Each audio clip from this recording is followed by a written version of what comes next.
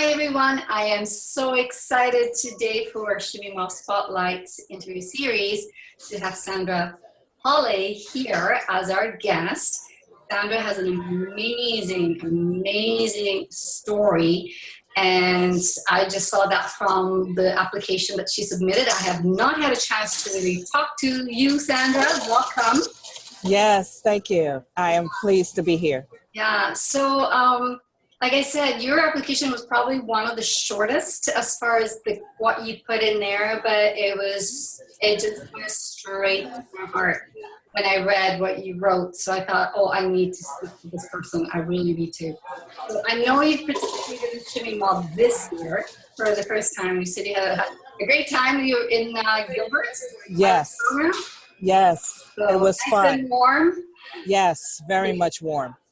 Nice. So, Sandra, you're also known as BW4C Poet. Yes, ma'am. Tell our viewers and tell me how you came up with that name and what that's about, and just share with us about you. Well, as I went through my journey of trying to get to the other side of healing, what happened was that all of a sudden I got a brand new name, and God seems to do that. Mm-hmm. He renames you when he rebirths you. Mm-hmm. And it became Born with Christ, with and for Christ. And he is my muse because I don't do drugs, I don't do alcohol, I don't know any kind of substance, but he really is my artistic muse. And I can't describe one iota of my life without him. I really can. Because technically I shouldn't be, I've coded on every operation table. I've had to learn how to walk. There's just so much that I've had to do just to survive. You mentioned your story. Now, we don't really know your story. Tell us, what is your story? Well, I started out with a mother who, we were married. We had the typical picket fence with the White House and everything. But she was the abuser in our family. She always said she never wanted a girl. She really didn't. I don't think she really loved my father. She loved him towards the end, of course, because he was dying. But because of her, I suffered a lot of child neglect. And one of the things I was born with that I couldn't do anything about was I had knees that were not put together. So all the pieces of my knee were in place, but they didn't connect and they didn't link up. So what happened was I would fall constantly. And I was always told that I was an attention-getting brat, and I was doing it deliberately for attention, until my dad decided at the age of 13 to take me to a doctor who discovered, no, if we had brought her to us earlier, we would have been able to help her. So the end result was I had to pretend like I was always okay. Fast forward, that led into relationships that people automatically assumed, predators automatically assumed that I would make the perfect victim because I had issues walking, and therefore I needed somebody to take care of me. So there was a lot of mental, emotional abuse, and then finally physical with 3 different partners. 2 I married, 1 I didn't. And the one in the middle is the one who was contracted out, I find out at court, to take me out because my ex didn't want his child, but he wanted me. His sister wanted my child, but she didn't want me. So the sister was the one that came up with the idea that if we got rid of her, I can have the child. And she did it without, I don't think her brother knew that part of it, but I do know he and her had conspired before I even gave birth that this is what was going to happen. At least this is what she said. Because she called and left a message on my job, which started me running. And had been running right up until his 5th year. And this guy pretended to be somebody who would love us, who would care for us, who would do everything for us that I needed. And I was not someone who dated a lot. So I actually believed him. And I went to work, got a phone call that my child fell down the stairs. By the time I got to the hospital, my child was dead, and I had no knowledge of it. He had blamed me for the whole thing, And it was proven that I had never done anything to my child. That How was my old, baby. how old was your child? He was 5, and that was 22 years ago. Oh my goodness. Yeah. That is horrible. Yeah. And then the last one figured that since there was no family, because everybody blamed me, it was all my fault. I did this and I did that. Nobody in the family would help me get through the murder trial or anything else. So then this other guy comes into play, and he took advantage of that situation.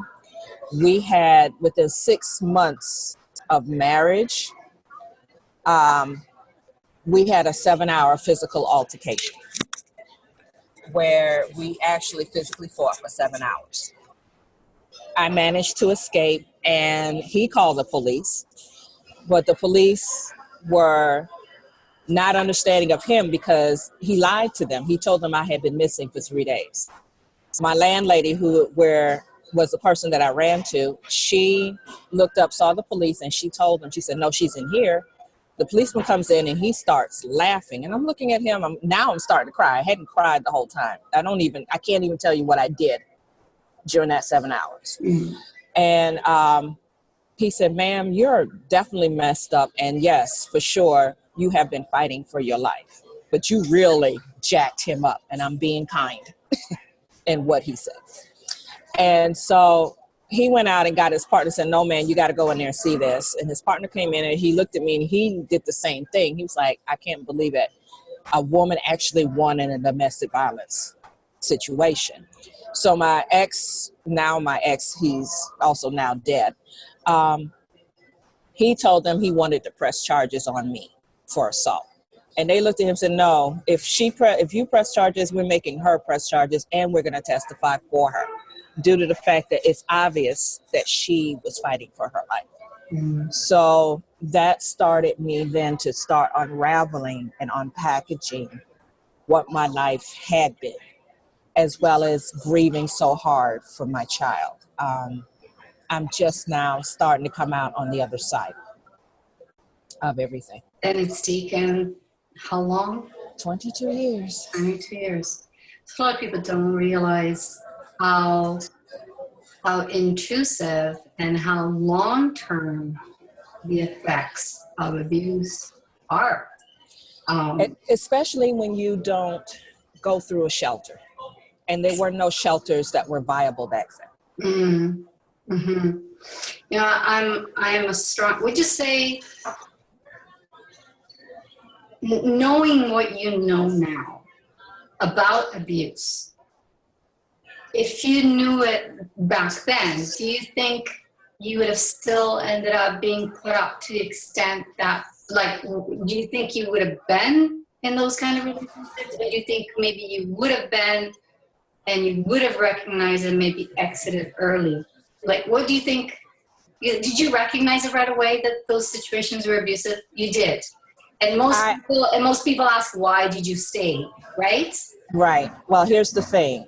All of the men involved were exact replicas of my mother. So therefore, they gave the pretension of the same normal that I was used to. Mm-hmm. I didn't know my normal was not normal until after it was broken. And it didn't get broken until after my child was killed. Mm-hmm. And that's when I realized that I needed counseling. I needed help. I needed to figure this out. But then again, I was always the one, I don't like being hit. And I definitely don't like being yelled at. Mm-hmm. Well, nobody does. No. And nobody should be yelled at or hit, right? Doesn't matter what. Doesn't matter how much it is provoked. It still should not happen. Right, to me. They shouldn't. And my mother devalued me to the point that I didn't think I had any value. So that was the other problem. Did your mom hit you as well? What she did was she incited my dad to hit me until I reached the teenage years. And then my dad and I had one fight. And after the one fight my dad and I had, he said he will never touch me again. And he kept that promise. Mm-hmm. Because he realized he was being provoked. Yeah. Mm-hmm. Yeah. So now you've written a book and you've got another one. Is it already released? You have a second? I have one that's released, and that's Shades of Black and Blue. The Right. second one is called Silver Lining, Hope Rises to the Top. That's supposed to be launched July 8th. Okay. So I so admire the fact that you have chosen to, I mean, your story is incredible.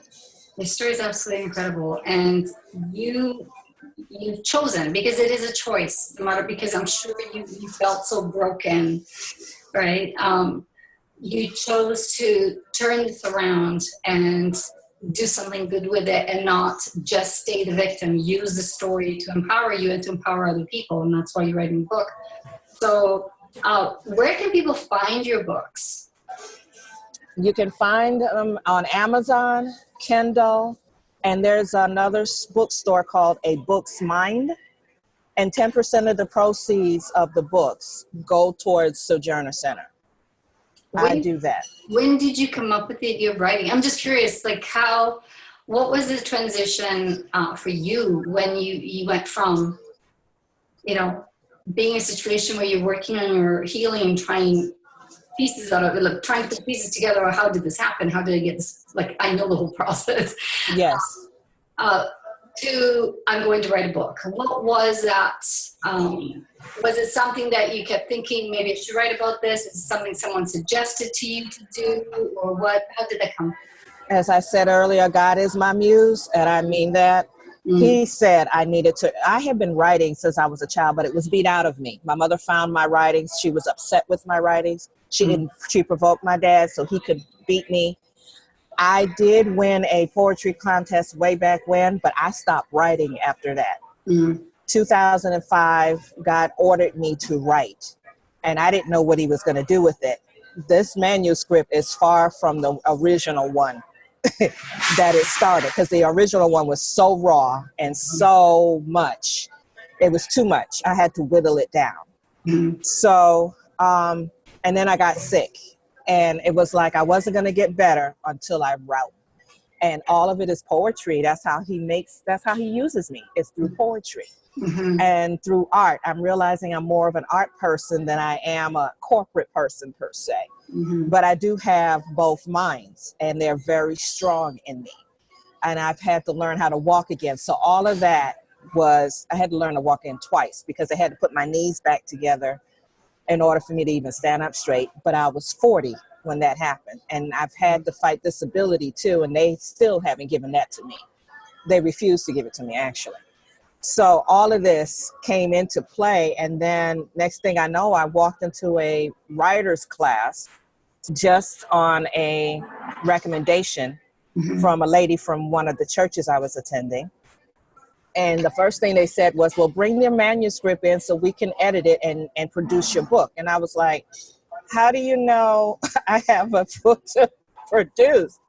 And I knew then that that's what I had to do. And I brought the manuscript in, and everybody was just enthralled with it. And next thing I know, here's this book. And I said, well, we're going to use it for good. We're not going to use it for bad. And that's one of the reasons why it's using colors for people, so that to quote unquote protect the innocent, quote unquote. And that way it can relate more to people. You can see yourself more in the book. So is the book a collection of poems, or is it okay, so it is? Yes, ma'am. Wow. It's a story. It's the entire story written in poetry form. Wow, fascinating. So you also speak? Yes, I started that last year. I did my first speakers event for the college, ASU. Okay. They had a symposium, and I was asked to speak, and I did that. And then I've been doing my poetry at a place called The Edge in Mesa for recovery. And every now and then I get a chance to speak, so I'm trying to promote that now. That's excellent. Well, I wanted to make sure people are watching this know that. So if they have an event that, where you could be a good fit for, then they can contact you. So you signed up for Shimmy Mob. Did you dance? Yes, I did, on 3 legs, but I danced. Well, that's amazing. It was like some people sign up and they just show up. They wear their shirt. They're supportive. So, and I didn't know because you mentioned your niece having trouble. So, wow, you are such an inspiring person. Like, oh my goodness, Sandra, like this is amazing. Thank you. Your determination, how you've turned it around. Now you are, giving back by putting these poems out there. Is there anything you would like, what would you say right now, based on your own personal experience and what you've gone through, if anyone who's watching this, who's going through something similar, what would you say to them? What would you advise them to do? Don't give up, and get out if you can. When they go to work, when they leave the house for long periods of time, get your documentation together. Find somebody that you can trust and keep talking. There will be people who will shoot you down, because Lord knows people shot me down my entire life. I've been shot down every time I tried to talk to somebody about my mother. My mother always counteracted with, I was the worst person on the face of the earth. Don't believe me. I'm the liar. So keep talking. Keep talking till you find someone you can trust who will help you. There are shelters out there now that will help you a lot more than there used to be. And please, whatever you do, do not use this against somebody. Domestic violence isn't something to play with. It took us so long to fight so hard just to put a shelter in place where people can be safe. It doesn't make sense to lie on somebody else just so that you can get out and do what you want to do. Please do not take advantage of this. But get out if you really are in trouble. You are of value. You do have value. Please remember that always. You have value. You are worth something. There is somebody who cares.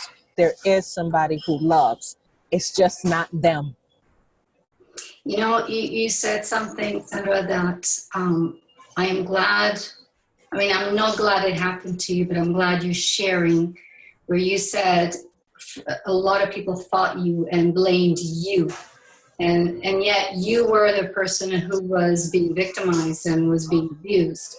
The fact that you persisted and didn't cave in, and like you said, talk until you find the person that actually will support you. That is such a huge message, because I find that a lot of the people who are in these situations, they will seek help and they don't get the support. They're not believed, or they're like, oh yeah, you're exaggerating, or there's something wrong with you, whatever. Mm-hmm. And they give up. They feel, well, what's the use? No one will ever believe me. But you brought up such a good point where you say, just keep talking until you find the right person that will support you.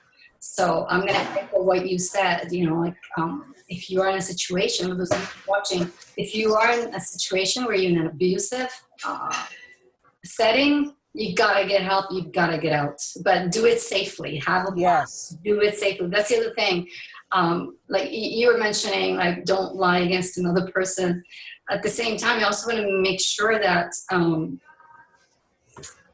you don't counter to them, because right. The person could turn violent, if not already violent. Mm-hmm. Sometimes it's best not to make your intentions of leaving known. Right. So that's why it's best to find the right support, go to the shelters, even if it's just for counseling. So shelter doesn't mean just to run there and live there. It means you just talk to them. They will give you the right guidance as well. Right. Like you got that from the yes. shelter. Yeah. So and then they can guide you, and then they'll tell you if it is safer for you not to say anything and have a proper strategic plan of exit so that everybody's safe in the process. Yes. Too many lives have been lost. Too many lives have been physically broken, and of course, emotionally as well. But all of it. So Yes. thank you so much, Sandra, for being for applying to be part of the series. Your story really is gut-wrenching. But at the same time, it's inspiring to see how you come out of that and what you're doing now with it, so that you can help other people, inspire other women as well to Yes, turn ma'am. their lives around. So thank you so much. You are so welcome. Anything I can do to help, that's what I'm going to use the rest of my life for. Well, keep doing what you're doing. I think you're doing a great job. So Thank you. thanks again. Thanks again for being here. Yes, ma'am.